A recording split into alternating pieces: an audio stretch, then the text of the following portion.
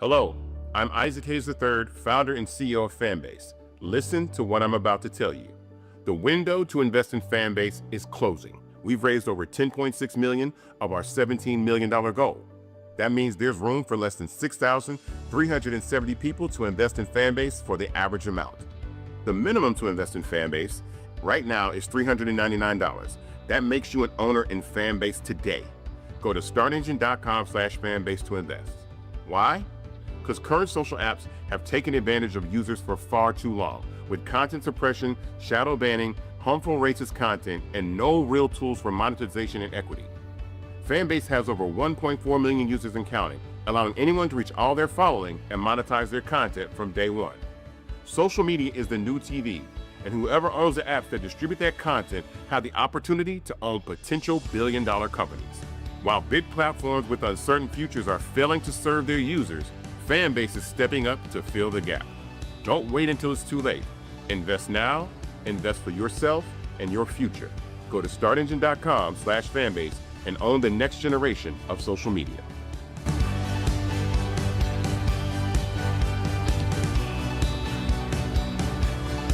Today is Friday, August 1st, 2025, coming up on Roland Martin Unfiltered, streaming live on the Black Star Network, a special edition, 2 fantastic book interviews you do not want to miss. First up, the nation's justice correspondent, Elie Mystal, talks about his new book, Bad Law, 10 Popular Laws That Are Ruining America. It examines how our country's laws on immigration, abortion, and voting rights don't reflect the will of most Americans. He offers a perspective of how we'll be better off abolishing them and starting over.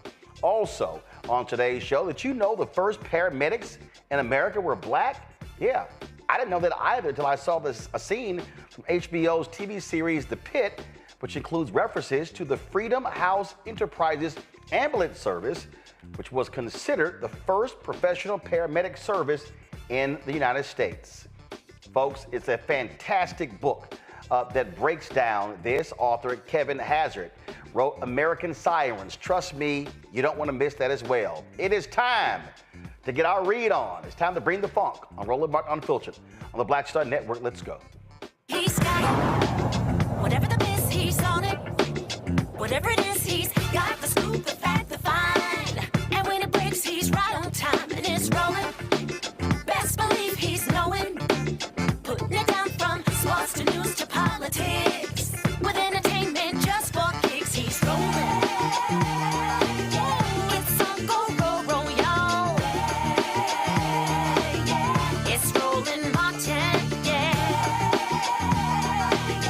rolling with Roland now. He's funky, he's fresh, he's real, the best, you know he's Roland Martin now.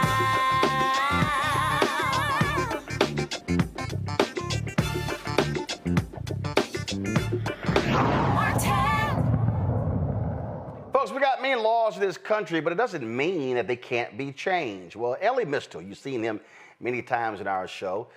He's the justice correspondent for The Nation. He has a new book called Bad Law, 10 Popular Laws That Are Ruining America.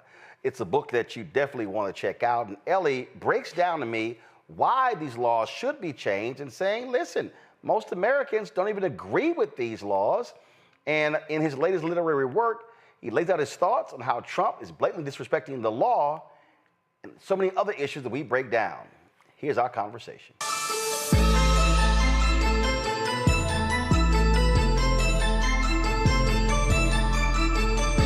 All right, Elie, before we get into bad law, explain to people that we literally are facing a significant constitutional crisis because of the twice impeached, criminally convicted thug, con man in chief, Donald Trump. Yeah, so the way that I've tried to get people to understand the problem here, right, is this. The president does something. Whatever president, whoever president, the president does something. Now, what's supposed to stop the president from doing those things, right? Well, we have a couple of options, right? We have laws that are passed by Congress. We have court orders that are issued by the judicial power, usually the Supreme Court. If the president can ignore both of those, right? If he doesn't have to follow the law as written down by Congress, and he doesn't have to follow a court order as issued by a federal court, then we don't have anything approaching a democratic self-government. We have a fascist dictatorship where the whims of the ruler affect what kind of a situation we live in, right? And that's exactly what Trump is doing now. One great way to understand it is with all of his illegal, unconstitutional funding freezes, right? He's cutting off money to various organizations, any organization that basically hires and admits Black people, their money is under threat, right? And that money that Trump is taking away was authorized by Congress, right? It wasn't authorized by the president. It was authorized by an act of Congress. He has been told by the Supreme Court and various lower courts to put them to give the money back, to turn the money back on. But he doesn't. He just keeps not paying people, right? So what do you call that, right? If the president can stop money from going to places that are off, that Congress has already authorized, that the court has already told him that he has to fund, but he can just not do it, that's called a constitutional crisis. That's a situation where the rule of law has broken down, and now we're at the whims of a warlord, which is what Trump thinks of him. It's just how Trump thinks of himself. And for people who don't understand, there's an enforcement mechanism in the court, and it's called the Department of Justice. Yeah, the Department of Justice doesn't really function anymore, right? Because the Department of Justice has been completely captured by the MAGA movement. Pam Bondi is not an independent United States Attorney General. She is a sycophantic United States Attorney General. She just does what Trump tells her to do. And so there's going to be no federal law enforcement forcing Trump to do any of the things that he doesn't want to do. And I keep talking about Trump, but I also want people to understand this isn't just about Trump. This is also about the co-president, Elon Musk, right? Because for all of the court orders that are aimed at restricting or restraining Trump's action, there are also a ton that are aimed at restricting or restraining Elon Musk's actions through Doge, right? But again, who's supposed to enforce that? Who's going to force Elon Musk to follow a court order? Well, that would have to be the executive branch, the President of the United States, the Department of Justice, and the FBI. And all of those organizations are so afraid of Musk that they won't say boo to him. So not only does Trump get to operate above the law because he simply ignores court orders against him, but Musk gets to operate above the law because Trump won't enforce any court orders against his daddy. And that's the vice grip that these people have our country in right now. This is without being hyperbolic, this is how democracies die. This is how you go from a Republican government based on democratic self-interest and universal suffrage to a dictatorship. And what's laughable is that the person who made all of this possible is John Roberts, by the Supreme Court allowing Trump to win by saying, you have immunity. You can do whatever you want.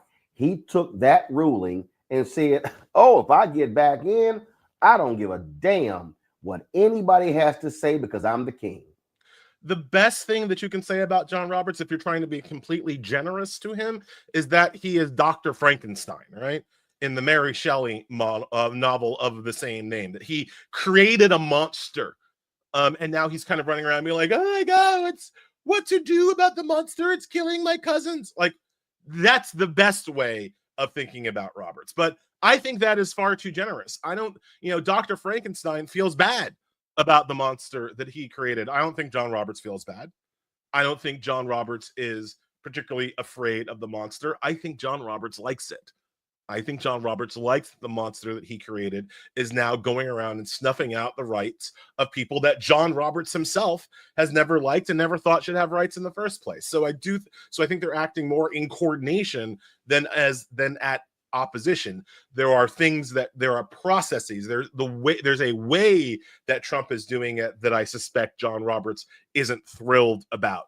but the outcome, the final actions that Trump is taking, the policies that he is implementing by fiat, I think these are policies that John Roberts generally agrees with, and that is why he created Trump in the first place.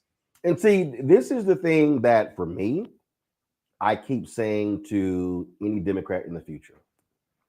First off, if I'm running for president and I'm a Democrat, I'm going to say, the press is going to say, Governor so-and-so, Senator so-and-so, Congressman so-and-so, Congresswoman so-and-so, are you going to release your test scores, your transcripts? No. Are you going to release your health records? No. Are you going to release, are you going to put your money in the blind trust? Hell no. And then if they win, I'm going to use every inch of power of the presidency. See, Ellie, this is the thing that I believe happened. Democrats want to uphold the virtuous institution. Republicans are about power. Republicans use power maximally whenever they get a chance, and Democrats don't. And Roland, that actually kind of brings me back into my book and to why I wrote it, right? Because when Republicans get into office, they come in with a plan, and that plan is to smash things. They want to smash people's rights. They want to smash people's abilities to resist them. They want to create a system where Republicans can never be uncreated, can never be kicked out of office again. They come in with a sledgehammer and they take it to government institutions, right?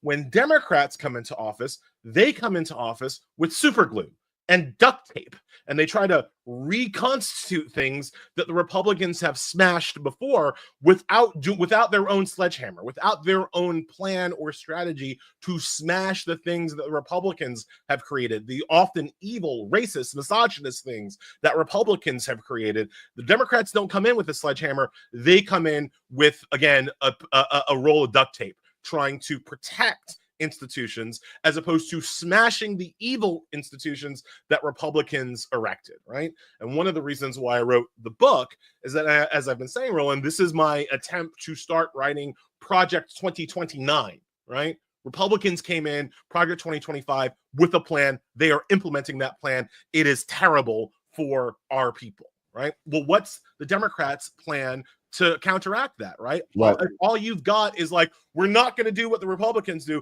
We're not like that. That people don't come out to vote because they're like, oh, Orange Man is very bad. They already know the Orange Man is very bad. They've baked that into the system. Democrats need an actual plan for what they're going to do, and I argue what they're gonna smash if they ever get the opportunity to hold a sledgehammer again. And my book is about 10 things the Democrats could smash if they ever get power again in 2029. So here's a perfect example. So Trump comes in, he overturns the Lyndon Baines Johnson executive order as it relates to segregation in federal jobs. Democrats, oh my God, the Dobbs decision, they overturned Roe v. Wade. That's because Democrats actually were, oh, it's stare decisis. Oh no, it's already been decided. Republicans were saying, no. We get to court, we overturn this sucker. Democrats did not use the power of legislation to codify, to make it law. They just said, oh, the courts, they're never going to touch that again. This right-wing court is like, oh, hell no.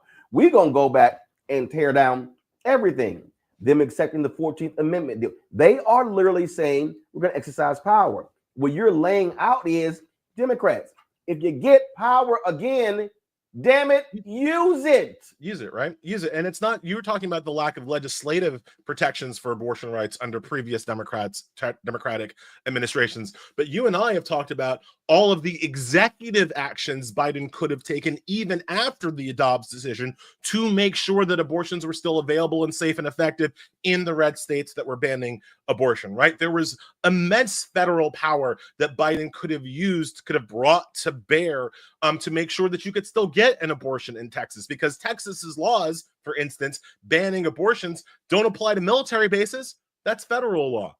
They don't apply to native reservations. That's federal law. But the Biden administration could have made abortions available on every military base in Texas, regardless of what Greg Abbott and Jonathan Mitchell would have said, and there would have been nothing that Texas could have done about it, because that's a vector of federal power that happens to exist in the state of Texas, right? But Democrats don't play that game. Democrats don't use the power maximally. Actually, look, here's a line that I use, Ellie. Republicans go, what line? Ain't no line. Democrats see the line from 500 yards away, and they go, "Oh, we can't get near the line. You're 500 yards away. You're not even up close." And that's that to me. What is maddening? The purpose of winning is to exercise power. It's something that Republicans have always understood. It's why the Republicans have been able to take over the Supreme Court. It's why the Republicans have been. I mean, even if you look right now, there are people who voted for Trump, who don't really like what he's doing. I mean, nobody likes paying $7 for a dozen eggs, and nobody likes the tariffs, and nobody likes not being able to get their hands on the Switch 2. They don't like what Trump is doing, but they still give him credit for doing it. They still say that, well, he's trying to keep his promises. He said he was going to do this, and now he's using all of his power to do what he's promised to do, right? Democrats never get the benefit of that, because Democrats are never seen to be using their power as fully as they could. Democrats are I remember in the Biden administration, we had to have entire discussions. I had to write entire articles about the Senate parliamentarian and that functionary in terms of whether or not Biden could get his budget and his agenda passed. Has anybody said Democrats went? Has anybody talked about the Senate parliamentarian in the first 100 days? Actually, they did. You know what they said? We're not going to follow. We're not going to follow him. Democrats actually said, "Well, the Senate parliamentarian has ruled, so therefore we can't do that." Republicans went, "We're going to ignore him." Yep, and they did. And they just kept on stepping, right? So, like, it's one of the reasons why Democrats are always fighting an asymmetrical war, right? Because Trump, and people need to understand this, the most popular part of Trump is the bigotry and the misogyny, right? That's very clear. I don't think that I have to tell your viewers and listeners that. I think most of the people who are watching your show know that, right? But his second most popular thing is his attack on institutions. People feel rightly that the institutions haven't worked for them, haven't helped them get ahead, have held them back. And that actually appeals to Democrats. That appeals to Democrats. That's the Bernie Sanders crowd. That appeals to Democrats. That appeals to Black folks. That appeals, like when we go into our communities, those are the kinds of things that we hear, that the institutions haven't worked thus far. Why should we be voting for the party that defends institutions? That's a really good argument that even I have trouble defeating when I'm out on the street, right? Because I also don't like institutions. And I hate how Democrats always seem to defend them. Trump's second most popular aspect of his racist, misogynist personality is the idea that he is an anti-institutionalist and he is going to smash the things that get in people's way. The Democrats' counterpoint can't be, no, we're going to protect the things that get in people's way. We're going to protect these esoteric, elitist, ossified institutions that haven't actually lived up to their form or function. That's always the Democrats' point, and that is a losing argument. And so when you bring up people like Bernie Sanders or AOC or Ayanna Pressley or Jasmine Crockett, one of the reasons why they're popular is because they are also anti-institutionalists. They are also unwilling to let traditions and conservatism with a small c, the idea that things in the past were better, they're not willing to fall for the okie-doke. And they're willing to smash the institutions that get in the way of our progress just as much as Trump is. And that's one of the reasons why they're popular. That's one of the reasons why you have people who vote for AOC and Donald Trump in the same election, right? From 30,000 feet politics, that makes no sense. They're on two opposite sides of the spectrum. But when you think about their anti-institutional base, that is how you get AOC and Trump voters, right? And it's a problem the Democrats haven't faced directly. And it's one of the huge reasons why they are bleeding people of color, right? And I don't like to do the white media thing. I don't like to suggest that Trump is winning Black people or winning Latinos. He's still incredibly underwater. Trump, if we walked around unprotected in Harlem, he would get his ass kicked. You know, this is not a close thing. But for Republicans, when they don't need to win the African-American vote, they just need to not get blown off the screen, right? And so those small marginal numbers of going from like 11% of the Black vote to 15% of the Black vote, going from 15% of the Black vote to 17% of the Black vote, that can make huge differences, not just in the national election, but also in all these state and local elections around the country. And the reason why Democrats are bleeding Black voters and Latino voters and Arab voters and Asian voters is because of the institutionalism of the party versus the anti-institutionalism of Trump and the MAGA movement. And it's a problem that we have to address head on in 2026 and 2028 if we're going to have a chance to stop this guy.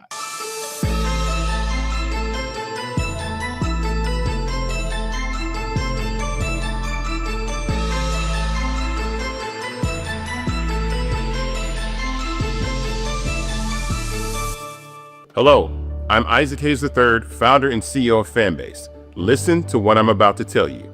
The window to invest in Fanbase is closing. We've raised over $10.6 million of our $17 million goal. That means there's room for less than 6,370 people to invest in Fanbase for the average amount. The minimum to invest in Fanbase right now is $399. That makes you an owner in Fanbase today. Go to startengine.com/fanbase to invest. Why? Because current social apps have taken advantage of users for far too long, with content suppression, shadow banning, harmful racist content, and no real tools for monetization and equity. Fanbase has over 1.4 million users and counting, allowing anyone to reach all their following and monetize their content from day one. Social media is the new TV, and whoever owns the apps that distribute that content have the opportunity to own potential billion-dollar companies. While big platforms with uncertain futures are failing to serve their users, Fanbase is stepping up to fill the gap. Don't wait until it's too late. Invest now, invest for yourself and your future. Go to startengine.com/fanbase and own the next generation of social media.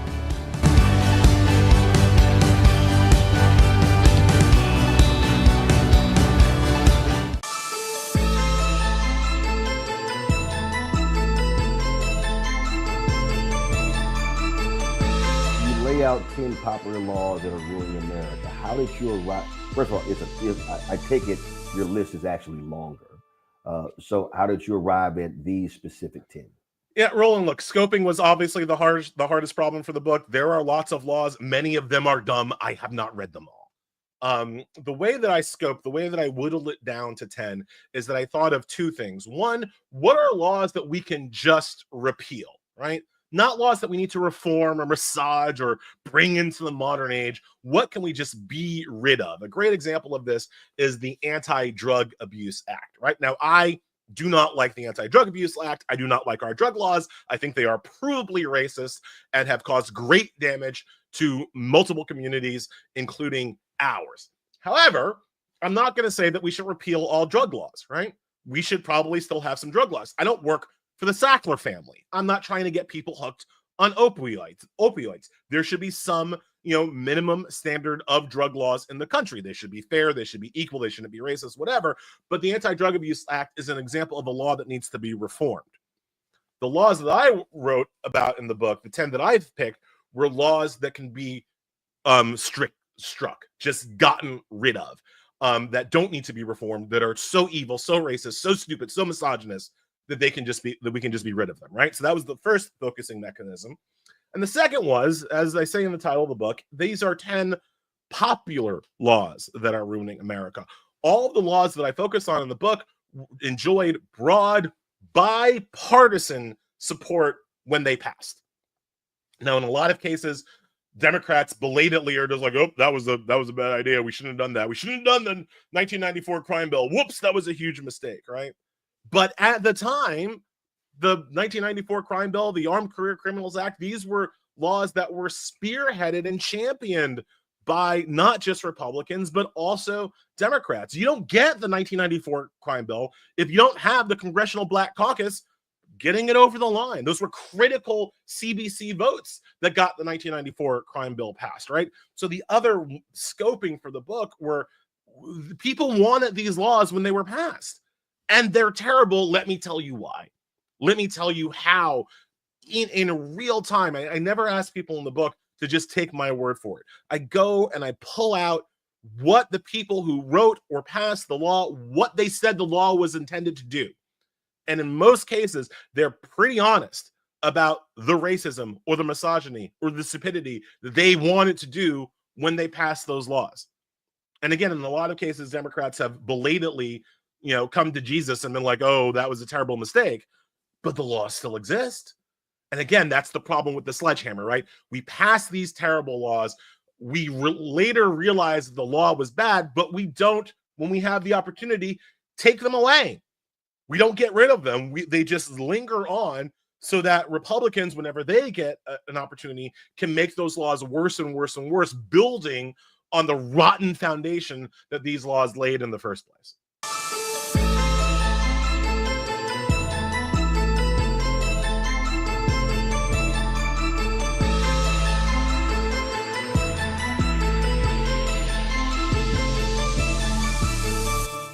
What's up, y'all? Look, Fanbase is more than a platform. It's a movement to empower creators, offering a unique opportunity for everyday people to invest in Black-owned tech, infrastructure, and help shape the future of social media.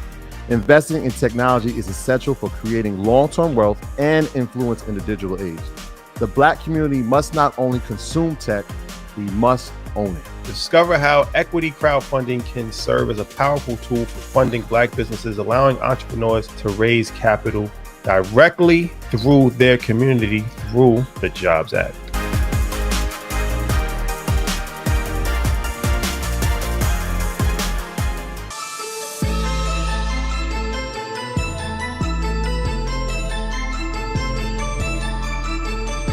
When it comes to, so you talked about the drug laws, and obviously one of the ones that really resonates with us is voting rights.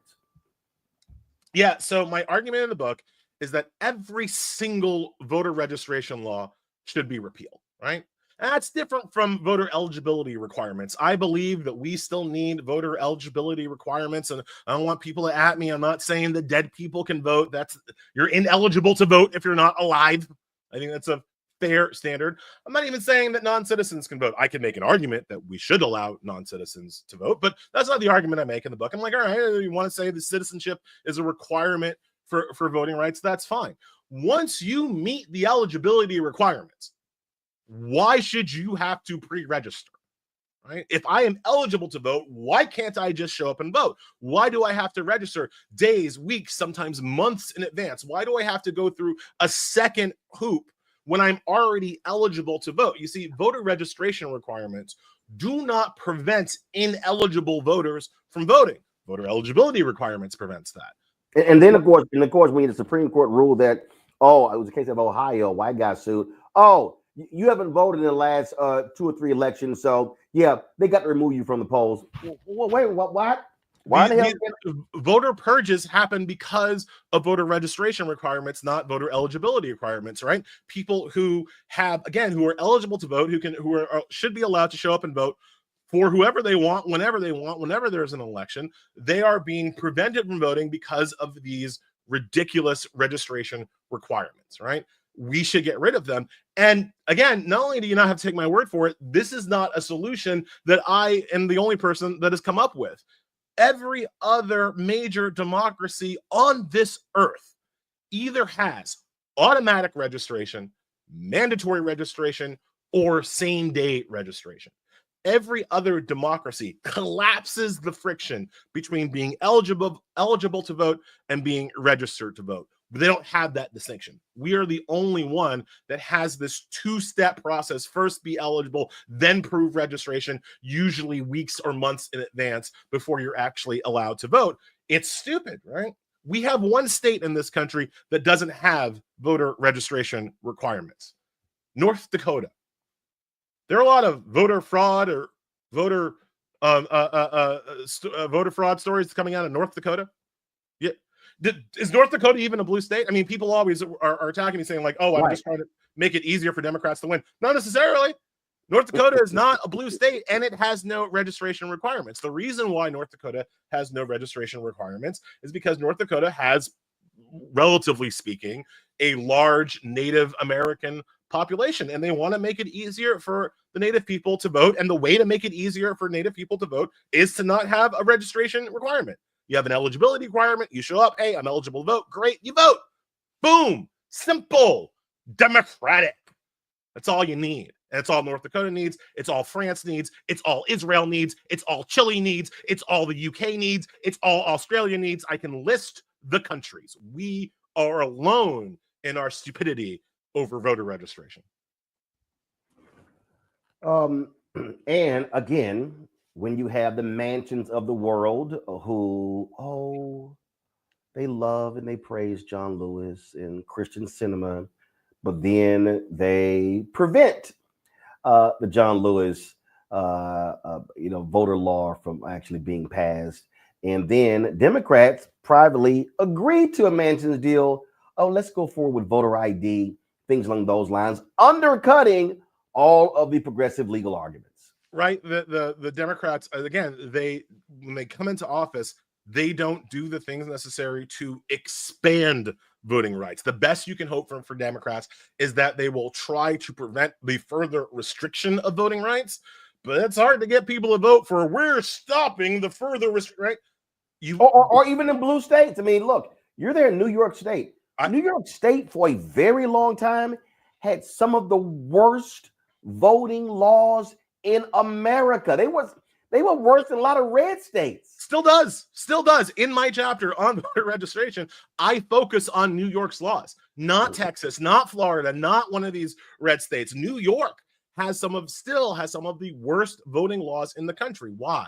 Because having voter restrictions, having voter suppression helps the establishment, right? In New York. So why? Go ahead. I'm sorry. In New York, the way that it really works is that it makes it very hard to vote in New York if you are a renter, which, a city, when you think about New York City, a city with 8 million people, most of them renters. A lot of renters. What that does is that it decreases the power of New York City vis-a-vis the rest of the state. In fairness, the first massive voter registration law in the country was passed in New York in the 1870s. Why? Because New York was getting a lot of immigrants from Europe, was getting a lot of former freed slaves migrating up from the South, and they decided that they didn't want to have all those people who were going to be eligible to vote. They didn't want to have all those people able to vote, so they added a voter registration requirement. But critically, that voter registration requirement in New York State only applied to New York City. So if you lived in Brooklyn, you had to register to vote. But if you lived in Syracuse, if you lived in Albany, if you lived on Long Island, you didn't have to register to vote. Why? Because white folks with money lived in those places, whereas black people, immigrants, lived in the city, and those were the people they didn't want to allow to vote. New York State is not just one of the worst now, it's one of the worst historically when it comes to voting rights. So why do voting rights advocates, why do they just keep skipping New York State? Like you don't see voting rights groups holding mass rallies in Albany or New York City or whatever the heck. What? Because it's blue? Because it's blue. I mean, that's the only answer that I've got. Because it's blue. Because they think that they've got bigger fish to fry. And if you make it easier for people to register vote, and vote in states like North Carolina and states like Mississippi, obviously in states like Georgia, you can flip those states. You can turn those states from red to blue because, as we know, Texas, the line about Texas is always, Texas is not a red state, it's a non-voting state. right? And if you got a lot of more people registered in Texas, you could flip Texas blue, and that would completely change the map of America. So I understand why they focus some of their efforts, more of their efforts, in places in the South as opposed to New York State. But I think it would show how nonpartisan the voting rights and voter registration movement is if they had as much smoke for New York as they have for places in the South. Because again, it doesn't have to be a partisan issue. Making sure that it's easy and frictionless for people to register to vote and then vote doesn't necessarily mean that Democrats win. It means that Americans win. It means that Americans get to participate in their government as was promised to us in our flawed Constitution. That's a bigger goal than any one party being in power in any one state. Of course, the Republicans understand that their best chance of winning is to have the fewest amount of people voting, right? And that's where we get to the voter ID laws. Now, I've made the argument, Roland, that if you gave me automatic registration, if you gave me the mandatory registration, automatic registration, portable registration also being entirely critical, right? So like your registration should follow you when you move. You shouldn't have to re-register, right? Going back to New York, if I move from apartment 2B to apartment 1A in my own building, I got to re-register to vote. So a huge thing is voter registration portability is something that we need in this country. But if you gave me all of that, I would give you voter ID. If you want to give me a national voter ID that everybody can get, that is free. Free is critical because the 24th Amendment constitutionally prohibits a poll tax, and having an ID that you have to pay for becomes a form of poll tax, however small you might argue that it is. So if you give me a free, easily accessible national ID, and in exchange, you give me national voter registration and portability and automatic registration, I make that trade every day. I make that trade every day. You know who doesn't? The Republicans. Because the Republicans aren't actually concerned with voter fraud. They don't actually want to stop voter fraud because voter fraud doesn't really exist. They want to stop people from voting. And my plan would make it easier for eligible citizens to vote, even if they had to get an ID to prove that they are eligible. And that's why Republicans will never go for it.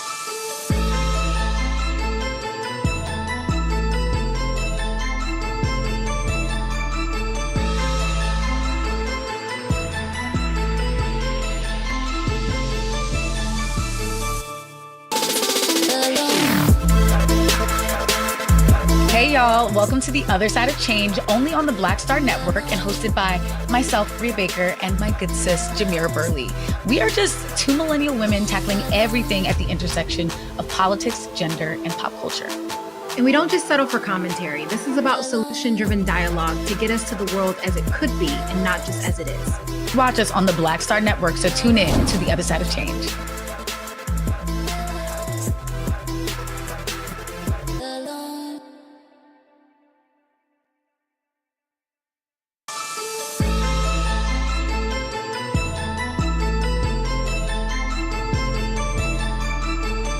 Have you had elected officials reach out to you and say, damn, Ellie, you're making a lot of sense. We're going to take up this cause? Man, I don't punch that far above my weight. Look,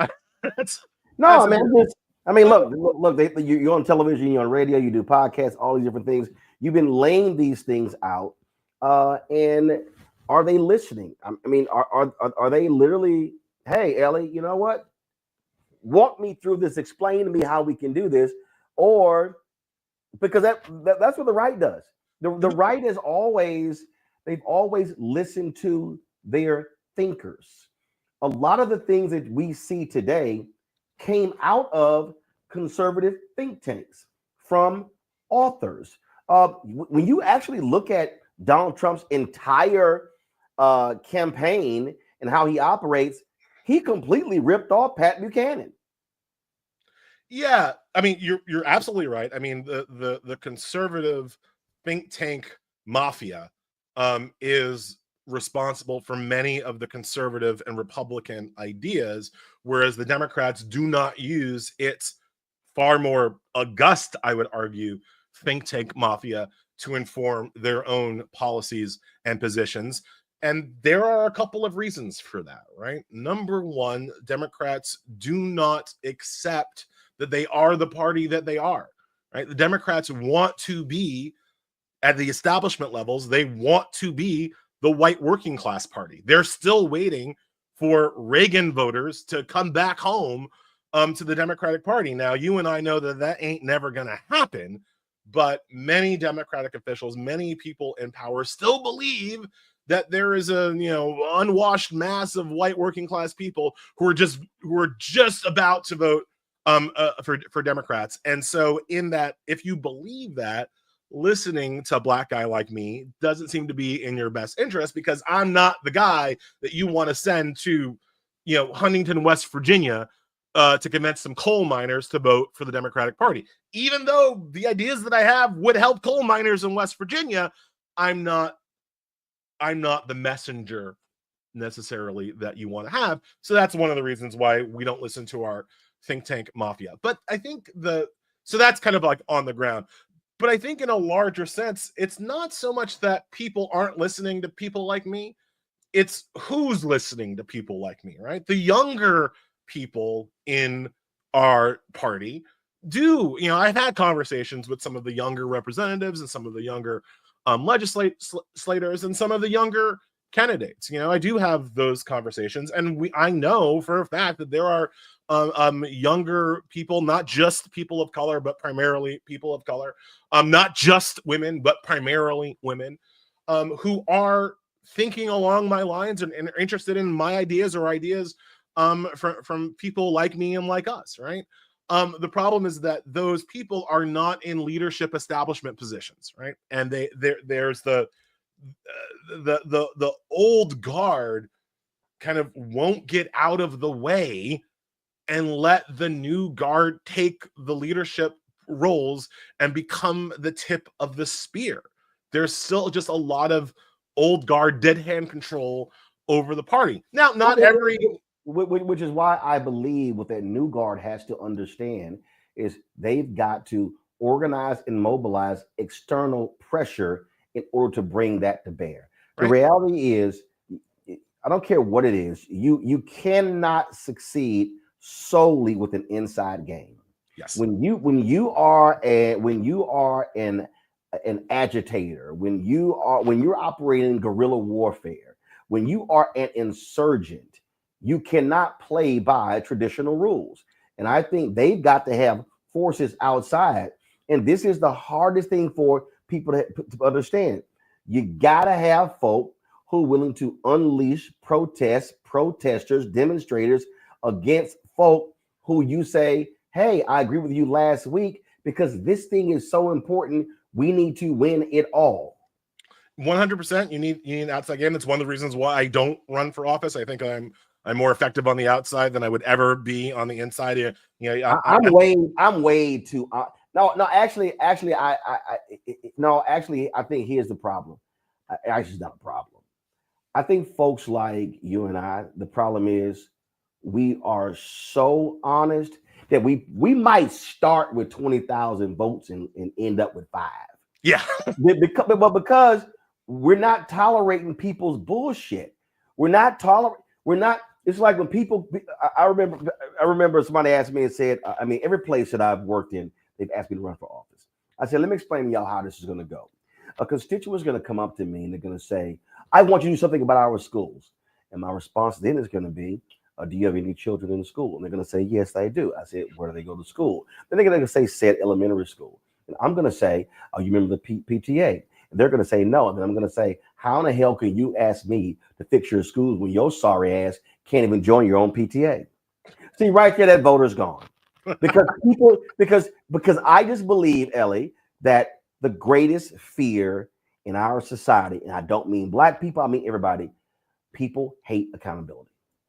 I think I would definitely put that in the top 5. People do not like to be called, on their own bullshit. I also think that like to run for office, to be a politician, you have to believe that there is a certain institutional procedure to all of this stuff that can be massaged and bent to your will. And I don't necessarily believe that. That's why, again, I think I'm better on the outside pushing people to become more educated and to become more knowledgeable, and to, as I say in the book, don't vote harder, vote smarter. I think that I have a role to play there. I think if you put me in Congress, I'm weakened in some way, because Congress is about compromise. Congress is about working across the aisle and trying to work together where you can with the people who you can't, like. And that's never been my kind of mode of even thinking, much less my reality, right? So I don't think that I would be great in that kind of role, but there are people who are great in that kind of role. And the people who really want to do change right now tend to be the younger people. And I don't want to, I'm not being ageist. Hank Johnson is one of, I think the best congressmen that we have. And I've had the opportunity to talk to him quite a few times about some of my ideas. I think he's a great guy. So I don't want to be just ageist about this whole thing. But there is a sense that there is an old guard that is squelching the progress and the uprising from the younger parts of the Democratic Party. And it's something that we need to figure out now, right? Not 4 years from now, not 8 years from now, not just when these people finally die. We need to figure that out now. I do not know that we will have a free and fair midterm election in 2026. I do not know that we will have a free and fair presidential election in 2028. But I am certain we will have a free and fair Democratic primary. And it is in that free and fair Democratic primary where the new generation and the people who are sick, who are sick of this government, need to make their voices heard. Democrats in 2026 who are insufficiently committed to fighting fascism need to get got in that 2026 primary. If you take out some, you can start to change the entire party. I always tell people, and I know you do this too, Roland, the Tea Party, which is what became the MAGA party.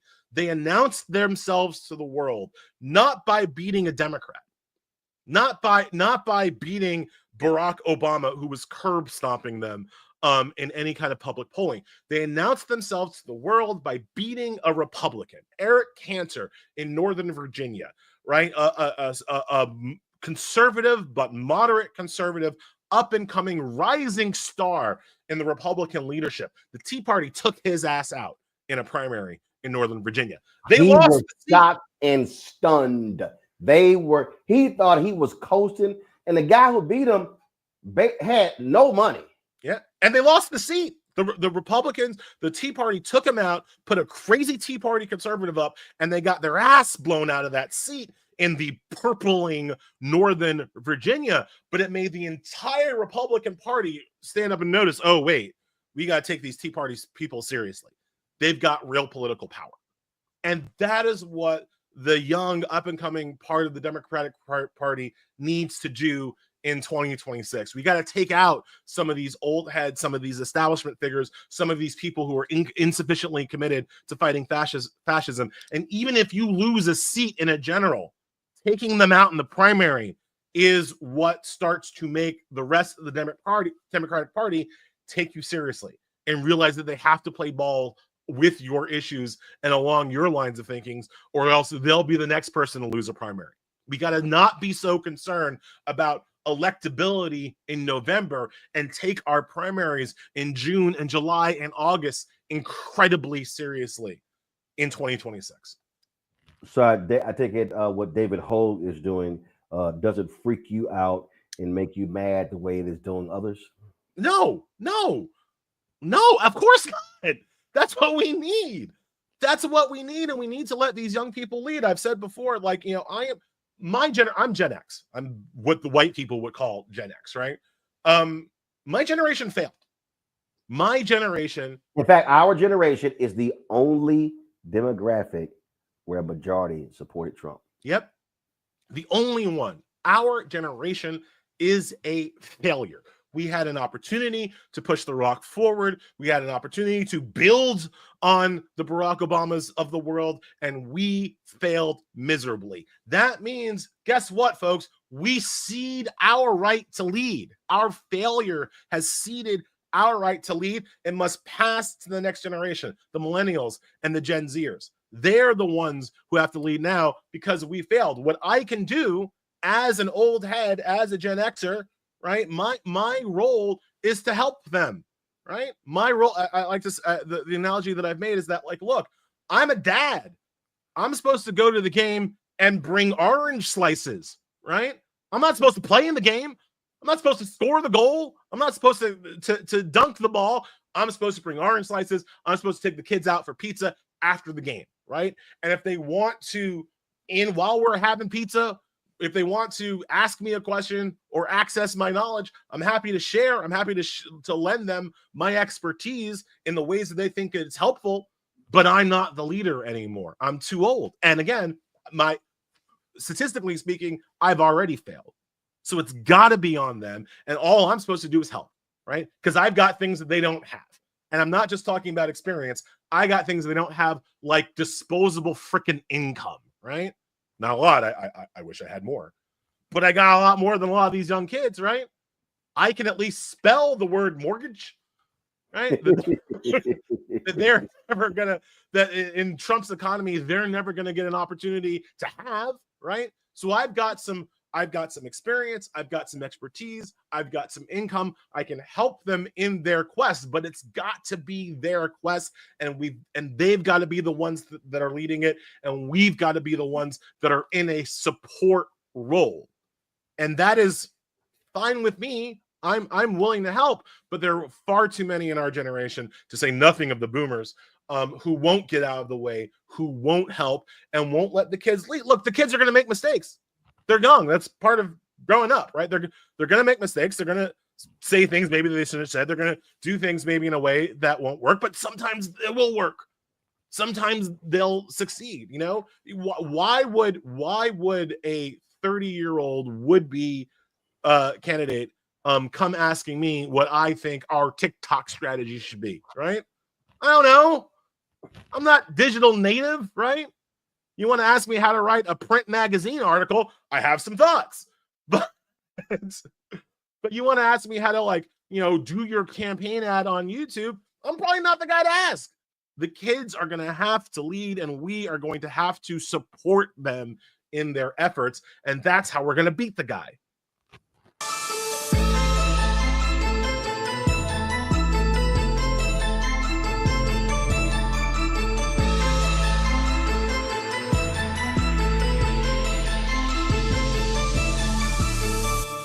Hatred on the streets, a horrific scene, a white nationalist rally that descended into deadly violence. White people are losing their damn minds. As an angry pro-Trump mob storms the U.S. Capitol, we've seen shooting. We're about to see the rise of what I call white minority resistance. We have seen white folks in this country who simply cannot tolerate black folks voting. I think what we're seeing is the inevitable result of violent denial. This is part of American history. Every time that people of color have made progress, whether real or symbolic, there has been what Carol Anderson at Emory University calls white rage as a backlash. This is the rise of the Proud Boys and the Boogaloo Boys. America, there's going to be more of this. Here's all the Proud Boys, guys. This country is getting increasingly racist in its behaviors and its attitudes because of the fear of white people. The fear that they're taking our jobs, they're taking our resources, they're taking our women. This is white fear.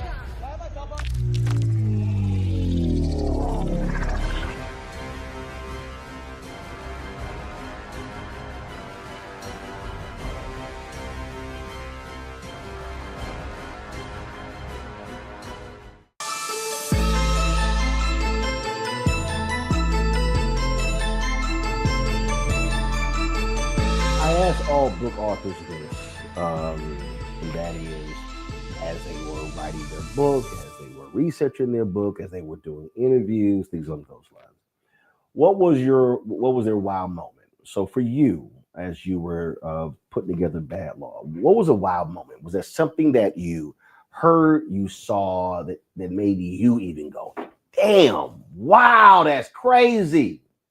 Yeah, so I wrote about the Immigration and Nationalization Act and how that needs to be repealed, right? And as I'm researching how they passed this law in 1921, I came across their star scientists, the guys whose literal scientific theories were used as a justification, not just for the law, which is our fundamental alpha immigration law, but also for why the law was important and how the law should be written. And this scientist was named Harry Laughlin, which is a name that I recognized, and I couldn't figure out why I recognized the name until I did a little Google searching, and I realized that Harry Laughlin was the chief American eugenicist of that age. He was so popular and famous for his theories on eugenics that Nazi Germany imported him, emigrated him to Germany to teach the Nazis about eugenics, right? The Nazi eugenics theory was given to them by an American, specifically by this guy, Harry Laughlin. He literally got a medal in 1938 from the University of Heidelberg. Do you know how much of a bad dude you needed to be to get a medal from the University of Heidelberg in 1938, right? You're not a good guy. And this is the guy who in 1921 was key to writing our immigration laws, so that literally the congressman now talking to Dr. Laughlin and praising his work on eugenics says that the reason why we need the 1921 Immigration and Nationality Act is to stop the mongrelization of the white race by the inferior races.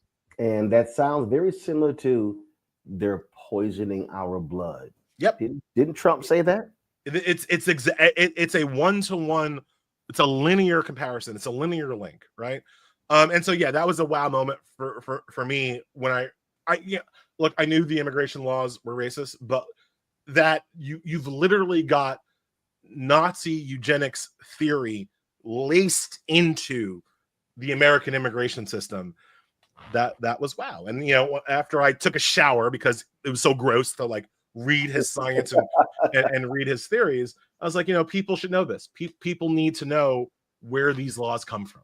Well, it's sort of like in Virginia when Terry McAuliffe was the governor, and when he was talking about the felony disenfranchisement laws, and the story came out where a state representative or state senator literally said on the floor, "This is to keep the darkies from voting," or he may have said, "This is to keep the niggers from voting." And what I tell people is, people today are defending laws, and then when people say, "Oh, those things are so old, you shouldn't bring those up," no, that's when you say, no, let's go to the root. What was the root cause of this law? What were they talking about then?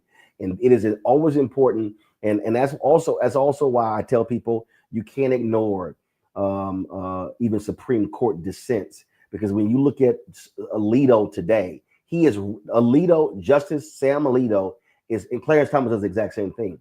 They are referencing dissents as well as majority opinions from the 1800s. Yeah, and they are referencing people. They're referencing, frankly, white supremacists. The thing that I do consistently in the book is that I don't ask people to take my word for it. I show them what the people who passed the laws said in real time about why they wanted the law to be passed. There you go. Because so often these people were honest. Actually, they told you directly they wanted to pass the law. Yeah, because it was fine. Because then, remember at that time, it was all we everybody was clear. I don't like y'all. I'm racist. Hey, we're good. It's only today where, right? Don't. And people act like these statements that they made don't matter. And all I'm trying to show people is that, well, if this is what they want, this is what they said they wanted to do. Now here's how the law that they wrote does exactly what they said they wanted it to do. They achieved their goal. Succeeded, right? To say that these statements don't matter, you have to imagine that these people failed, right? That these people wanted to do racism, but didn't know how to do racism in the law, and they were just too stupid to write the law the way that they wanted to. Well, what if they weren't? What if they were smart? What if they accomplished their goals? And for at least these 10 laws, I try to show how these racist or misogynist or stupid people, anti-poverty people, literally accomplish the goals that they specifically set out to accomplish when they wrote the law. Folks, the book is called Bad Law, the 10 popular laws that are ruining America.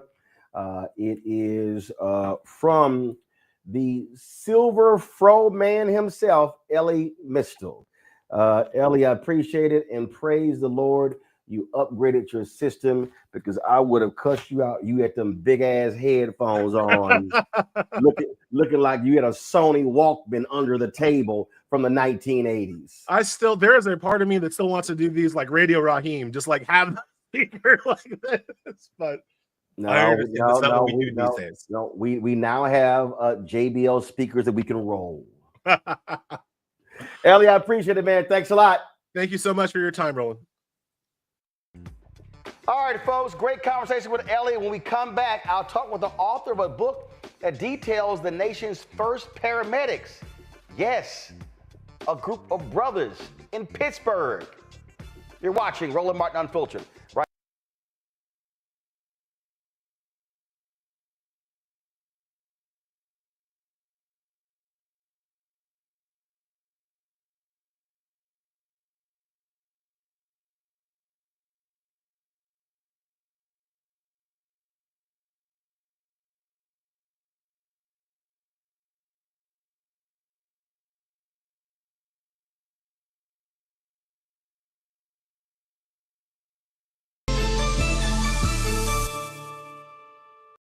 What's up, y'all? Look, Fanbase is more than a platform. It's a movement to empower creators, offering a unique opportunity for everyday people to invest in Black-owned tech, infrastructure, and help shape the future of social media.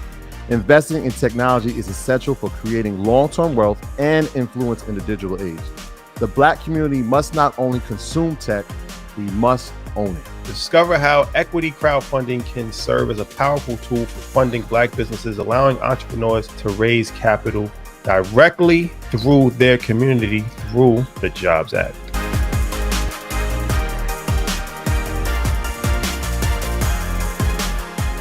Folks, Black Star Network is here. Hold no punches. I'm real revolutionary right now. Support this man, Black Media. He makes sure that our stories are told. Thank you for being the voice of Black America, Roland. Stay Black. I love y'all. All momentum we have now. We have to keep this going. The video looks phenomenal. See, there's a difference between Black Star Network and Black-owned media and something like CNN. You can't be Black-owned media and be scared. It's time to be smart. Bring your eyeballs home. You dig?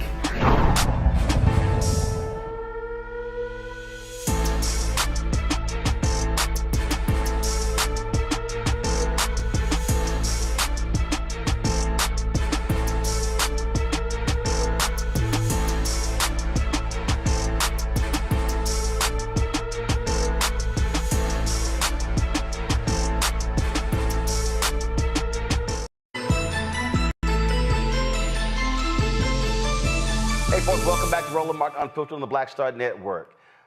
I didn't know this, and y'all know how I love history, but the first paramedics in the United States, African American, yes, founded in 1967 in Pittsburgh, the predominantly Black Hill District there in Pittsburgh. Kevin Hazard has a new book called American Sirens, and he lays out how this started and pays tribute to these unsung heroes and the challenges that they face, including systemic racism and institutional adversity. Kevin, there's so many stories. I mean, my God, we could just go on and on and on of amazing things African Americans have done that have not gotten credit, that people don't mention. And this historical reality that the first paramedics were Black, a lot of people had never heard of this until that excerpt from the Max series, The Pit, talked about it. This is just unbelievable. When did you first find out about this incredible story? Summer of 2018. I'd spent a decade as a paramedic in Atlanta, and I wrote a memoir about that experience. And someone who read it reached out to me and said, "Hey, I read your book. Have you ever heard this other story? Do you know how it all began?" And I had not. So I started researching Freedom House, because those are two words that I had never heard before. And I didn't know what it was. And immediately what I realized was that Freedom House was where all of this began. So, like I said, I spent a decade as a paramedic. It was a formative 10 years of my life. And I thought I understood the history. I thought I understood the science and the culture of it.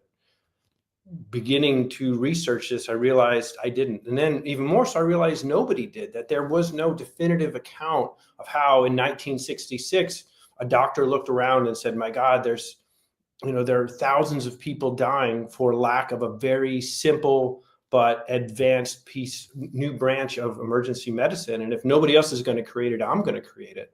And then, to top that off, he can't get anybody to fund it. He certainly can't get anybody to join it.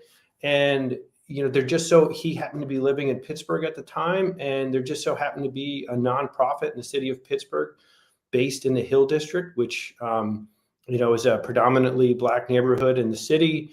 And what they were trying to do was bring job opportunities to local residents. They were having an incredibly difficult time doing it. And so they walked into the hospital one day with a very, basic plan to say, "Hey, what if we can bring our residents to the hospital? Is there a way we can sort of create this very low tech ambulance service?" And the doctor, Peter Saffer, looks across at Jim McCoy, who was running Freedom House Ambulance, and he said, "No, we are not going to do a low tech ambulance service. We're going to change the world." And through the course of that meeting, two things come out. One is that the world's first paramedics are going to be from the city of Pittsburgh. And the second is that the world's first paramedics are going to be Black men from the Hill District. Okay, so prior to this, what happened? Either you drove yourself to the hospital, or you were screwed, or someone came to the house? Yeah, 100%. It depended on where you live. There are some cities where it might be a volunteer fire department. There's some places where it was a funeral home, which, if you think about it, makes sense. It's the only business with a vehicle that can transport a person who's lying down. But what a horrible start to your emergency. You're hoping that your family member doesn't die, and what screeches up in front is a hearse, and two undertakers hop out and have to sweep flower petals out of the back of the hearse, and then load your family member in and race them to the hospital. They're going to get paid about $2,000 for the funeral, maybe $20 for the ambulance ride, so you can see, where their loyalties really lied. I mean, it was a horrible situation. And a lot of people were dying because nobody who showed up had any kind of training. In the city of Pittsburgh, what you had was a police-borne ambulance service. So it was usually older cops who drove around an old beat-up paddy wagon. It had a canvas stretcher. They had no equipment. They had no training. They had no ability to do anything but take you to the hospital. In fact, they didn't even ride with you. But you got a ride, depending on who you were. In the Hill District, which again, low income, high crime, vast majority of the people living there were Black. And the reason that neighborhood was the way it was because the city had routinely sort of chipped away at its infrastructure, had denied it funding. Because of redlining in real estate laws, people living there were not allowed to move out into other areas. So it just got continually cramped. So if the cops got a call in that area, they might show up, they might not. When they did show up, they might transport you and they might not. One of the future paramedics has, an incredible story of his mother having a stroke, and he called for help. And, this paddy wagon pulls up, two aging cops amble out. They slowly make their way inside. They take one look at his mother, who has never had a drink in her life, and said, "She's drunk." He knew his mother was having a stroke. He fought with them. He argued, finally convinced them to take her to the hospital, but they refused to carry her. So he had to carry his own mother to the back of this paddy wagon. He laid her in. They shut the doors and drove away. His mother rode in the back alone to the hospital, where she later died of a stroke. So this was a sort of care that existed around the country. In 1965, a report was released that said you are more likely to survive a gunshot wound in Vietnam than you were in the U.S. And the reason was that in Vietnam, you have a corpsman. In the U.S., you have the volunteer fire department, you have the funeral home, or you have 2 indifferent police officers who show up to your house at a paddy wagon, none of whom are trained. And that's what existed prior to Freedom House. So these young men who started Freedom House, what was their prior experience? Were they healthcare practitioners? Were they in the military? I mean, how did this even just come up to create this? So 2 things happened simultaneously. One is Peter Safar, who is the doctor who invented CPR. His own daughter died of an asthma attack because the people who showed up to her emergency were not able to treat her.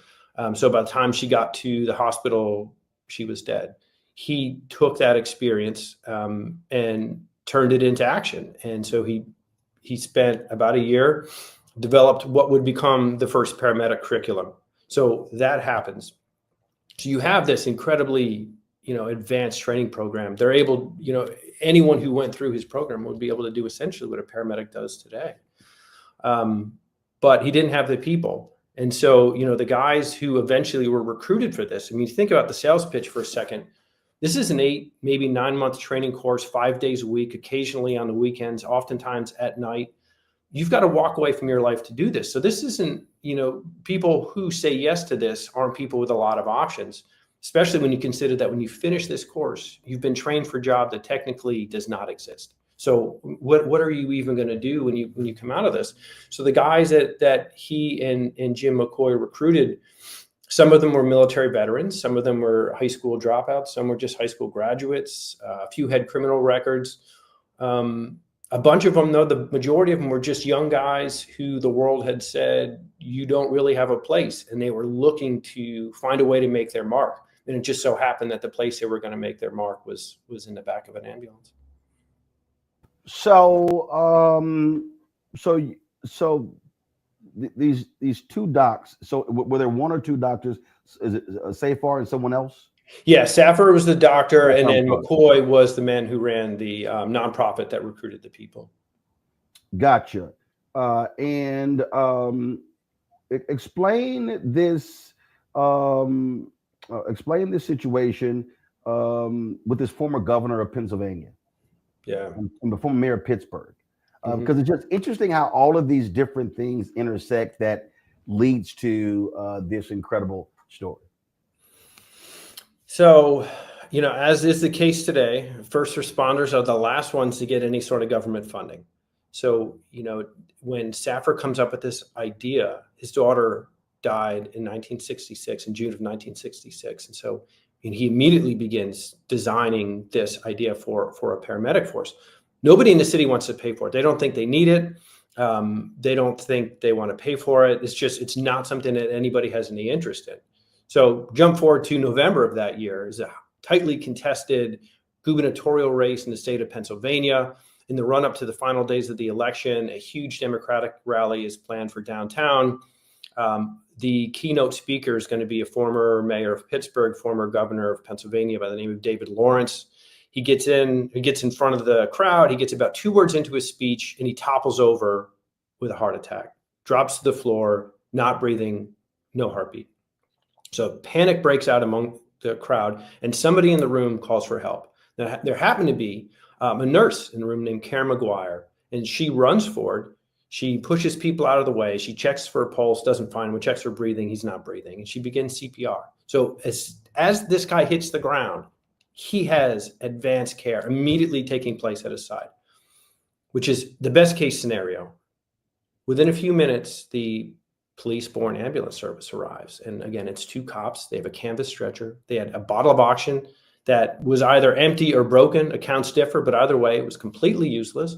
They push Nurse McGuire out of the way. So they immediately stop care. They pick up Lawrence, who was a large man. They pick him up. They put him on the canvas stretcher. And they start struggling through the crowd to get him out of there. Karen sees this and realizes these guys aren't going to do anything. So she runs to keep up with them. She catches him outside, sees them putting him in the back of this paddy wagon alone. So she jumps in at the last second, tries to resume CPR, but they're speeding through the streets. So she's just thrown around in the back of this truck. It's nothing done. A few minutes later, they pull up to the hospital, and who's the doctor there to meet them but Peter Safar, the guy who invented CPR and the guy who has been harassing the city for months to start a paramedic corps. He meets David Lawrence, who is the city's most famous citizen, and he sees that he is dead, despite the fact that the moment he needed care, he had it. When the city's version of care arrived, he lost it. And because of that, he was brain dead when he arrived at the hospital. This provides the catalyst that gets the city to finally say yes. It's so often the case. It doesn't matter that a child died of an asthma attack. It doesn't matter that Mitch Brown's mother died of a stroke because the cops refused to help her. What mattered was that a very famous man died, and the city saw for itself. Thousands of people witnessed it firsthand, but it was covered heavily in the newspapers and on TV. Everybody knew that David Lawrence died because the city was lacking in its healthcare infrastructure. So finally, they turned to Safar and they said, fine, if you want to do this thing, go ahead and do it.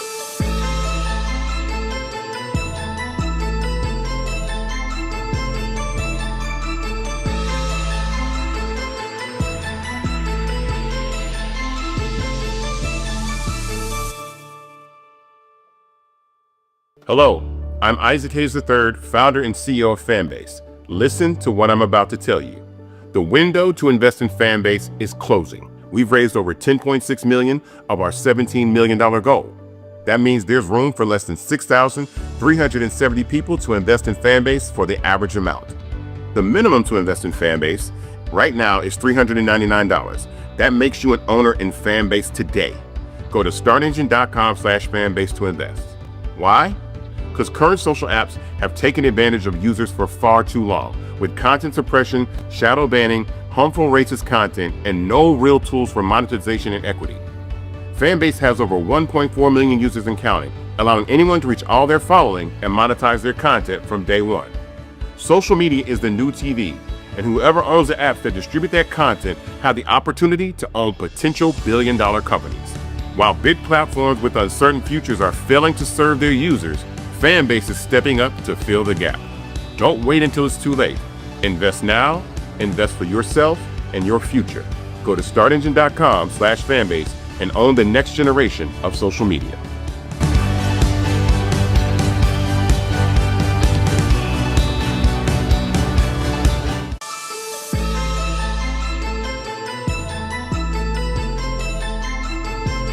There were no paramedics anywhere else in the country, right?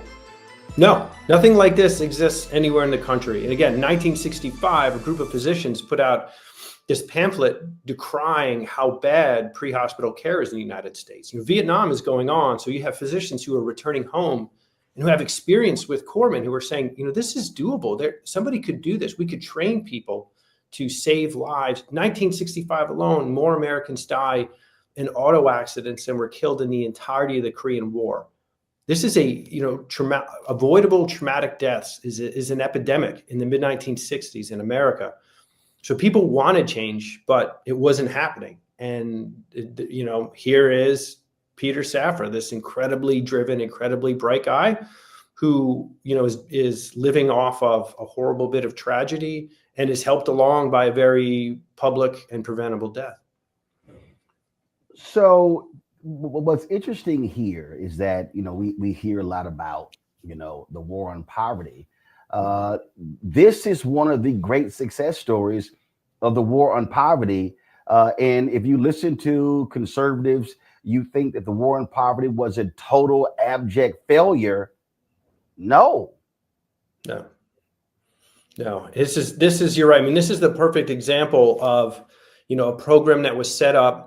It had private funding, it had public funding, and it was set up specifically in a neighborhood that, so in the early 1950s, U.S. government is worried about the state of inner city America because, there's a lot of crumbling infrastructure, people moving out, and they're afraid that this is going to be a hotbed for communist infiltration. And so they come up with the urban renewal program, which is if you fix your blighted areas and you put in highways and hospitals and theaters and universities, we'll help you pay for that.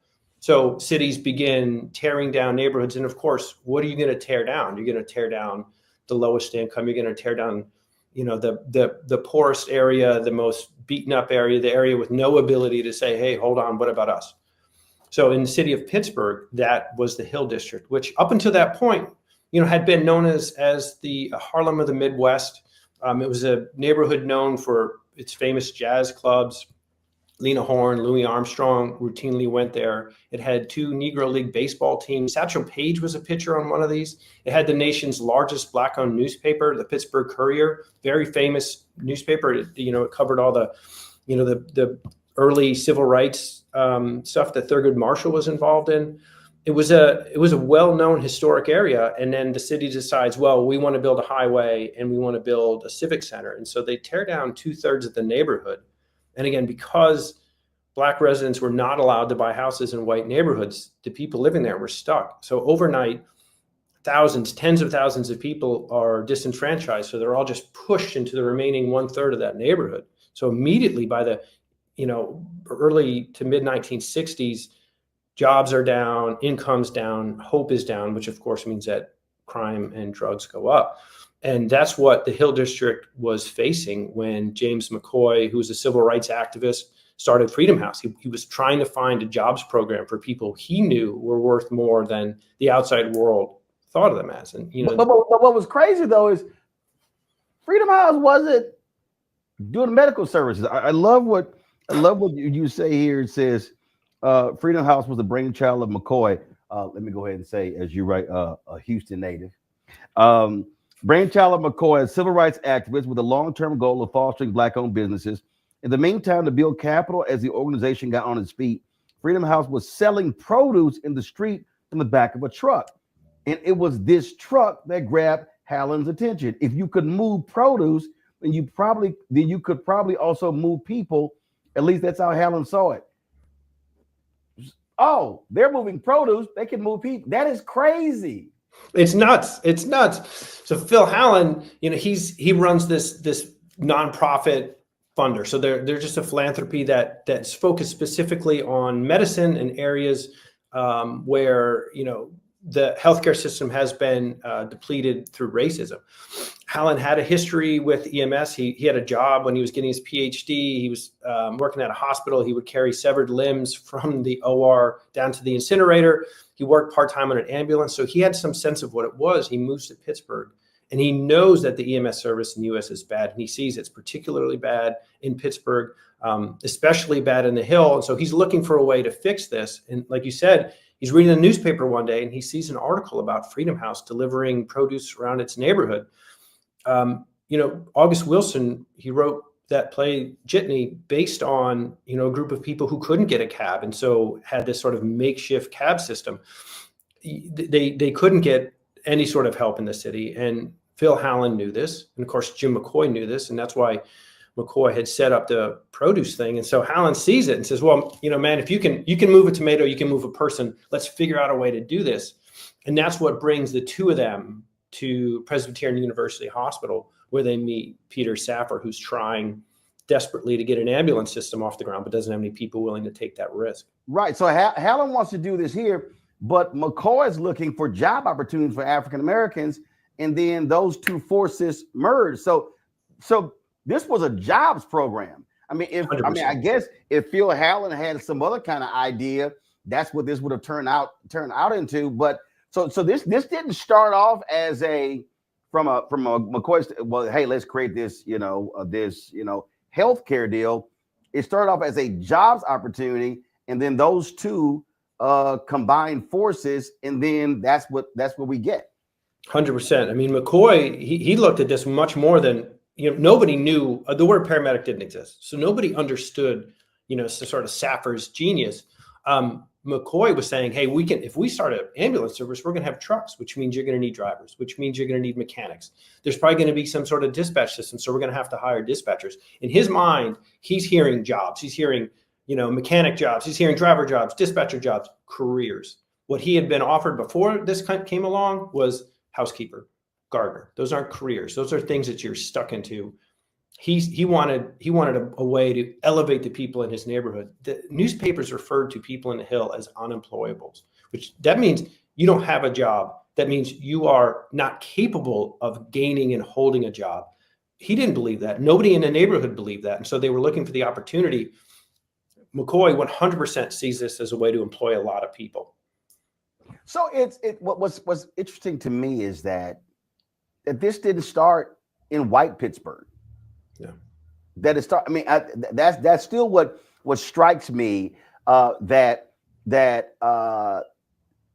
so was Hallen specifically looking at this as an opportunity to provide jobs for African Americans, or was that just happenstance?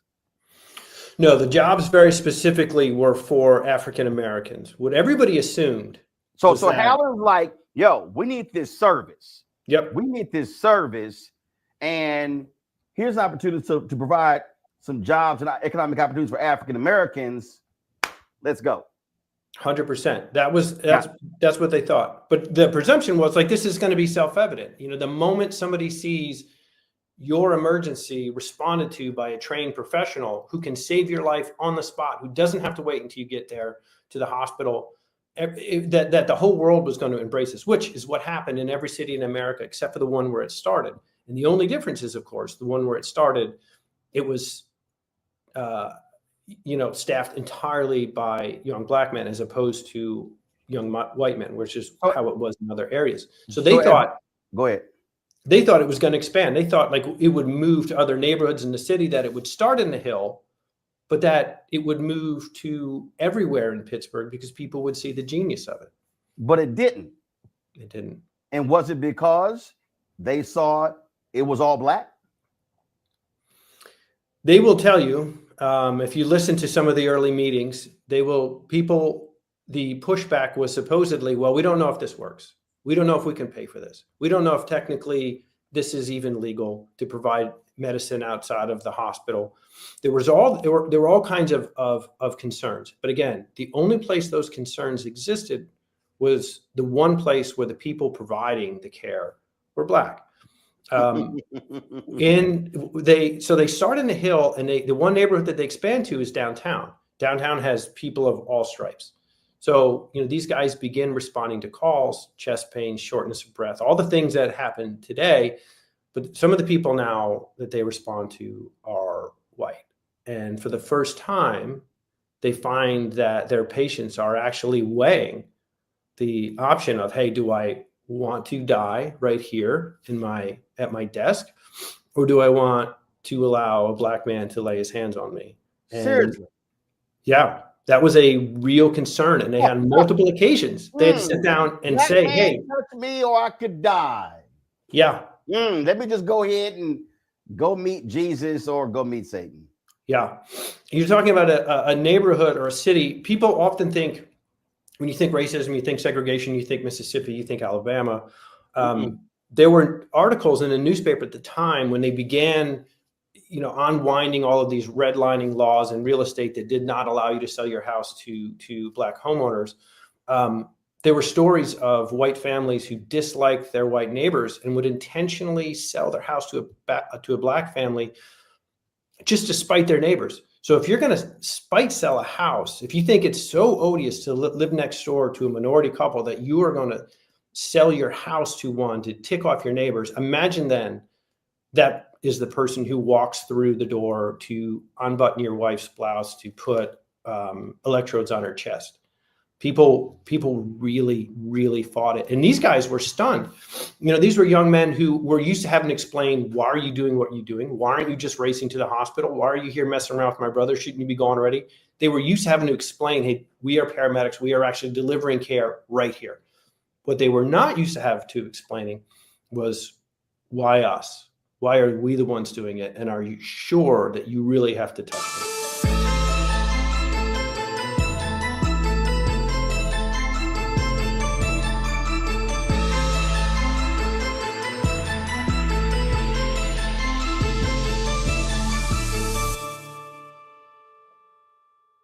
hatred on the streets, a horrific scene, a white nationalist rally that descended into deadly violence. White people are losing their damn minds. As an angry pro-Trump mob storms the U.S. Capitol, we've seen shooting. We're about to see the rise of what I call white minority resistance.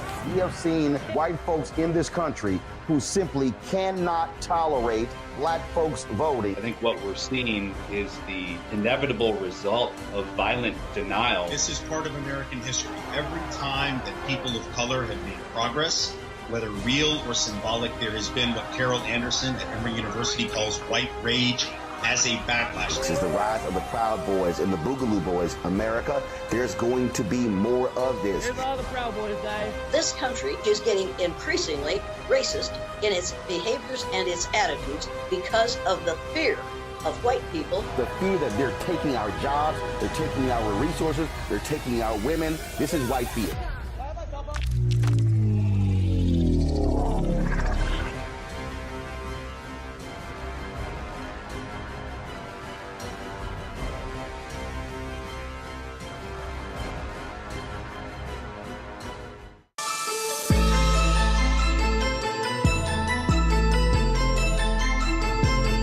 Look, we still have examples of racist white folks who go into hospitals, and if it's a black doctor, they'll request somebody else, or say, don't you dare touch me. And it's like, okay, fine, you go right ahead and die then.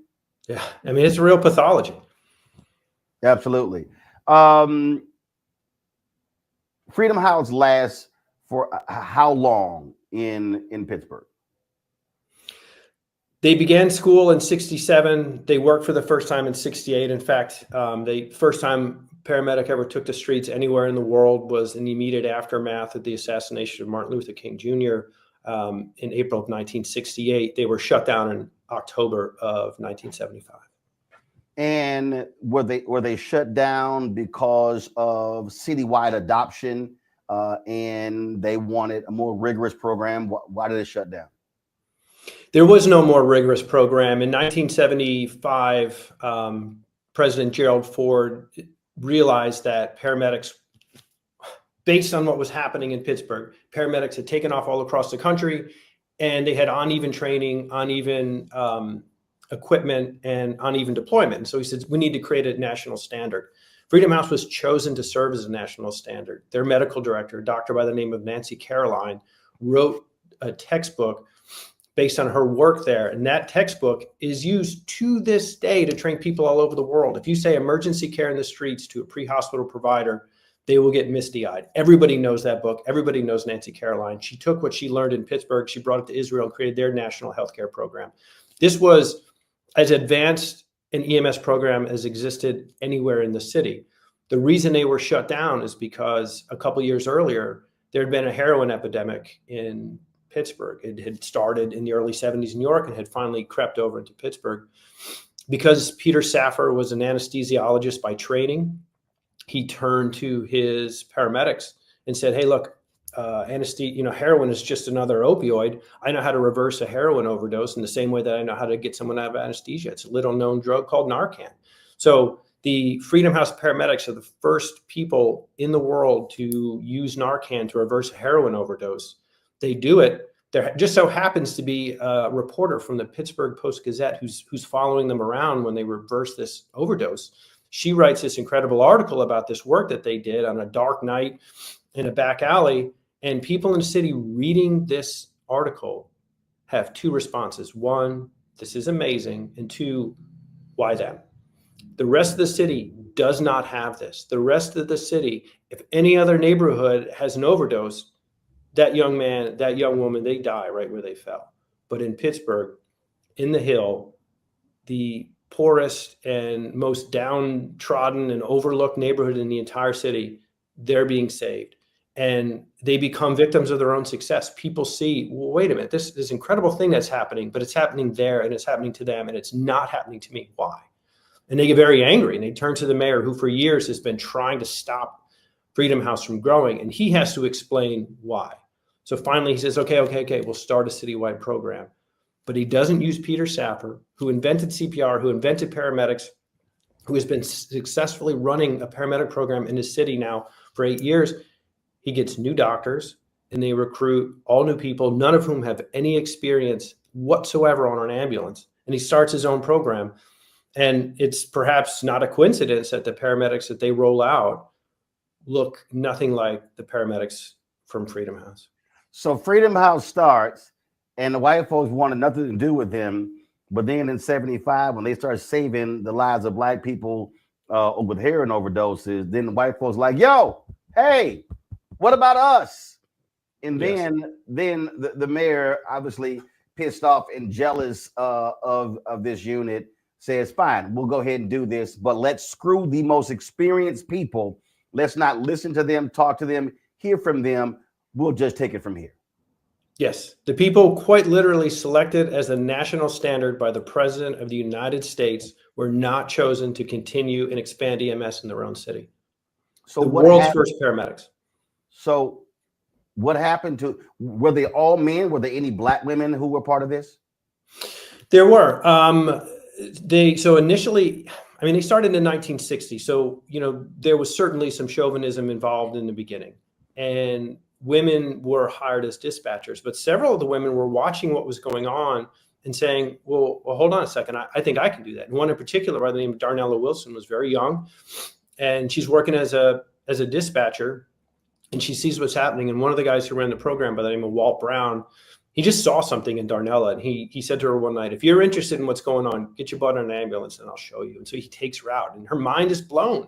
And she immediately says, I want to do this. So she begins training. She would go on to become a lifelong paramedic, a lifelong nurse, but it started there. So there were, there were some women who were involved in the program. What happened to these men? Obviously, the city didn't bring them into their program. So what happened to them? So perhaps not surprisingly, the city's program immediately belly flops. They brought in doctors who didn't know what they were doing. They brought in brand new paramedics who didn't know what they were doing. They tried to expand it, and they didn't have enough money. Nothing was ready. And so the program begins to fail. So they turned to Nancy Caroline, who again would write the textbook that the entire world would learn how to be a paramedic on. And they said, okay, look, we'll hire you. So they wanted to bring her over to the city. And she said, yeah, I will absolutely come to the city. You bring all of my people. So she wrote out this list of demands. And most of them, honestly, all of them were really simple demands. Hire my people who want to be hired, keep them in their current shifts, let them practice at their current level. And the sort of the one thing that they really wanted more than anything was the final item on the list was publicly recognize Freedom House for the services provided this city for the last 7 years. So, and I pulled it out of her papers in Harvard. You can see her letter to the mayor, and you can see the mayor's response. He reluctantly agrees to all of the demands except the last one. The only one that was free, which was a public recognition of the people who started it all. That is not on his list of things that he'll do. So the city hires as many of the Freedom House medics as want to go over. They're required to do that, but they're not required to keep them. So over the course of the next year, they essentially make life so miserable for them that the vast majority of the people who go over quit. Darnella Wilson was not even allowed to operate as a paramedic. They put her in the jail where she had to supervise prisoners.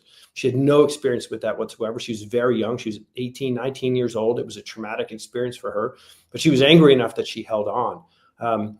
Some of the medics who stayed remained with the city of Pittsburgh through their careers. One by the name of John Moon retired as the assistant chief, but before he left, he hired a woman by the name of Amara Gilchrist, who would go on to become the first female chief of Pittsburgh EMS and the first black chief of Pittsburgh EMS. The thing that is just incredulous, they have the experience, they have the knowledge, they have the success, and you were so spiteful, you were so racist that you would rather hire people to run a program who have no idea what they're doing, who are all white, because you do not want to use those black people. Yeah. Yeah. I mean, there's literally there's no way to look at it in any other way. From the city's reluctance through the 1970s there's no way to justify it because it doesn't happen in any other city, large or small, through its closing. It would be one thing if you could point to Freedom House and say, well, yes, they were the first, but they didn't keep up and the world has passed them by. And so this needs to be advanced. Clearly not the case because they were selected by the US president to serve as a national standard. Their physician would go on to create the exact same program in other countries. These were people who had been on an ambulance for 7 years, had been responding to calls, were incredibly well experienced, and were from the neighborhood, who knew the city. Many of the people that they brought in were not from Pittsburgh. They were from outlying areas. So they were bringing in inexperienced people who didn't know anything, who were terrified, and who needed to have their hands held. I mean, there's this incredible story of John Moon, one of the first medics. He sticks it out. He gets on with the city. He's placed as a third man on an ambulance, which is a 2-man crew by any measure. He's told, don't talk to anybody, don't touch anybody. You just carry our bag. This by 2 people with no experience, who had less training than he did. And he sits there and he's holding their bag. He's literally holding their bag until they get a critical call. They walk in on a man who is in cardiac arrest. These 2 brand new medics with no experience, who are technically now his superiors, who don't let him touch or talk to patients, turn to him in a panic and say, do something. And John in that moment realizes his power. I am well trained. I am experienced. I know what's going on. And he basically tells these guys, sit down and shut up. He gives them pointers. You do this, you do that. He runs the code. They get this person back. They get to the hospital, having saved this life. And he turns to them and he says, from now on, things are different and I'm in charge. But that shows you, the fact that he had to go through that shows you how ridiculous how ridiculous the whole thing is. I mean, there's no other way to explain why they were treated the way they were treated. But again, it's America. It shows you exactly who America is. It shows you exactly how people feel about this, and how the work of African Americans has been grossly underappreciated in this country. Are any of these individuals still alive? Yeah, there's about a half dozen. And when I began working on this program or this project, this story had been dormant for decades. All of this happened before I was born. I think largely they were resigned to the fact that nobody was going to know. And, over the last couple of years, people have started to pay attention. People have responded. Just last year, the mayor read a proclamation in which he publicly thanked them. The thing that they requested in 1975 that nobody had done, he did it. They were several of them were invited to Congress for the State of the Union with President Biden. They have been given honorary degrees at universities. So people are now reaching out to them. People are recognizing them. Their contribution is being recognized. The EMS community as a whole did not know this existed. If you talk to people and you said, how did this all begin? They would have said, well, in Los Angeles or in Miami and Seattle, there were all these different little programs that began. And there was this TV show called Emergency that everybody saw and loved. And it created a generation of kids who wanted to grow up to be paramedics. None of them knew this. And the EMS community, the medical community, is really embracing their story. So, yeah, there are some of them who are still alive, but many, who died before they had the chance to get recognition. There was one woman I spoke to who said, my husband died without his kids really knowing what he had done. And it's tragic to hear somebody say that, and all you can do is say, well, I'll do everything I can to help carry the torch for you. Indeed. I got to ask this here. Have they gotten the recognition from Black organizations? Has the NAACP nationally ever recognized Freedom House and these brothers? Black medical organizations. I don't know specifically about that. I know that a lot of medical organizations have recognized them, but if has that happened? Has the NAACP done something? I don't know specifically that has happened. I think there are organizations locally in Pittsburgh that Hill House Foundation being one that has recognized them, but have they gotten their due on a national level? I don't think that's yet the case. Amazing. It's just amazing again to hear this story. These unsung heroes.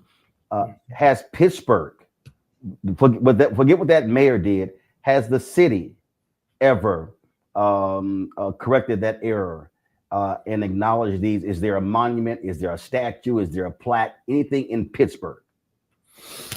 So the original Freedom House building has been saved because the Hill District is a historic area, and there's a plaque there. There's a plaque at Presbyterian University Hospital, which now has a different name, but it's now UPMC. At times there have been medallions placed on the ambulances, but as new ambulances came in, the medallions weren't always placed on the new ones. The new chief of EMS, as I said, she was an acolyte of John Moon. She has done as much as she can, and she's worked tirelessly to get this story out and to get it, so that it can be recognized. You mentioned Pitt earlier. Many of the physicians who are advisors and consultants on that show know the Freedom House people.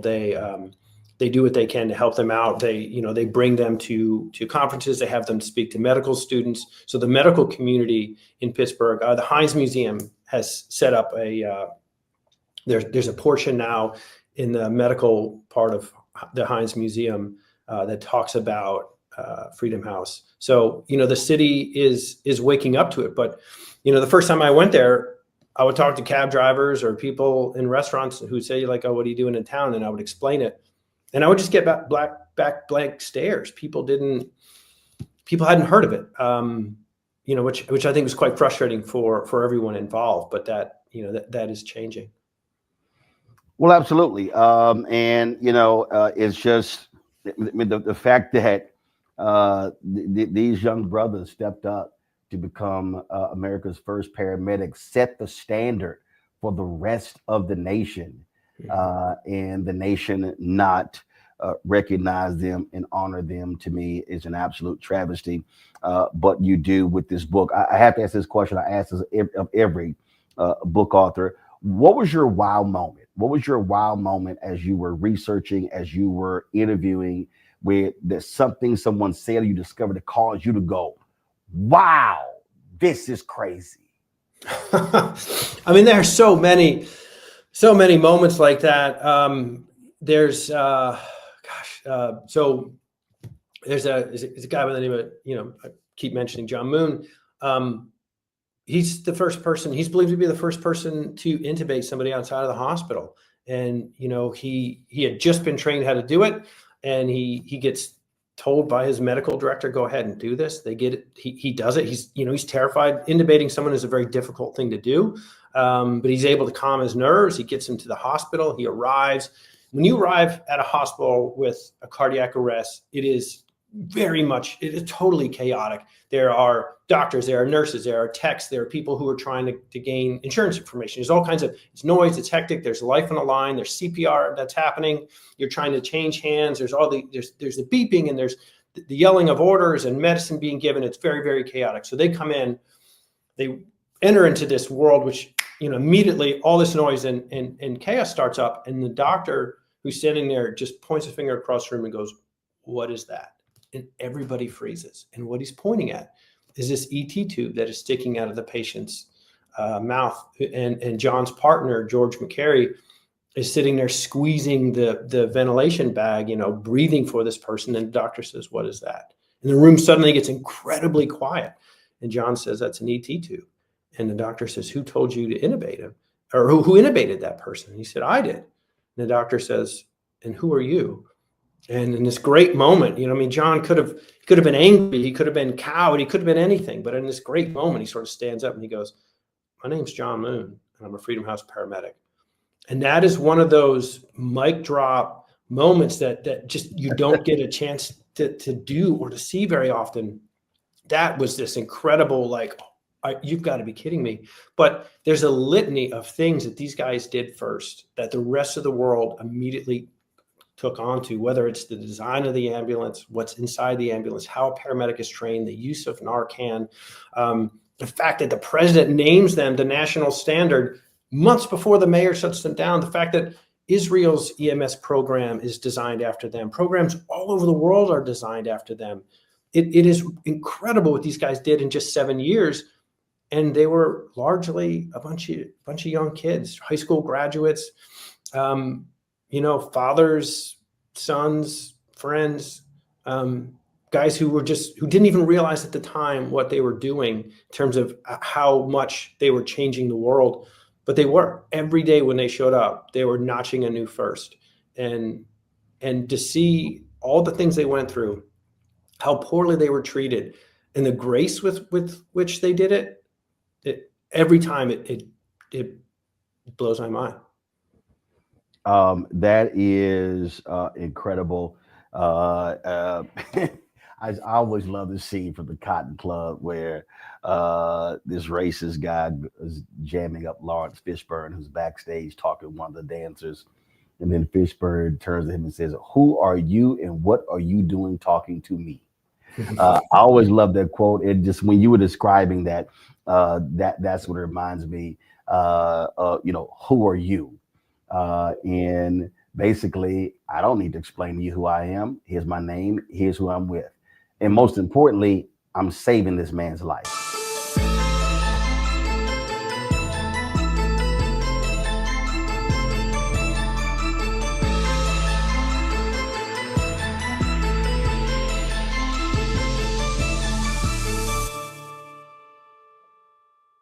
Hatred on the streets, a horrific scene, a white nationalist rally that descended into deadly violence.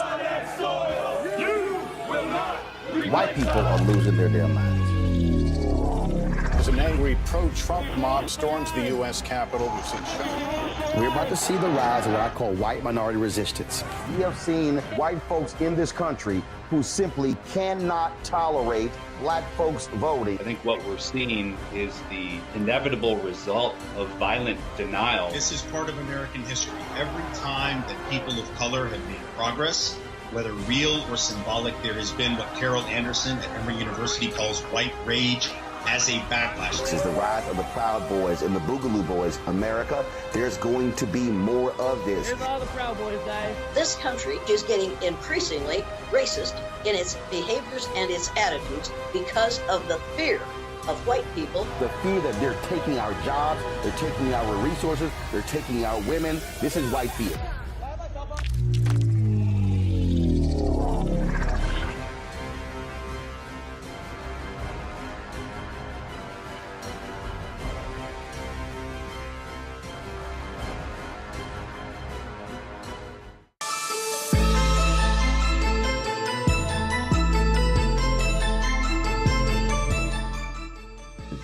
Were there any, you mentioned Narcan, were there any other breakthroughs or